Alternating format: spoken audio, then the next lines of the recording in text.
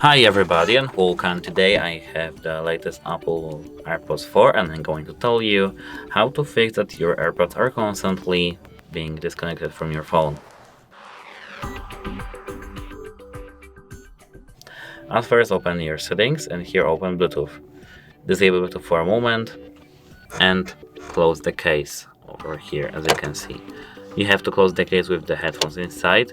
Close the case and now you mustn't touch the touch sensor on your AirPods. Open the case as you can see like I didn't now and double tap 3 times on your touch sensor to do a hard reset. As you can see, now we have heard our little beeping and now our hard reset is done.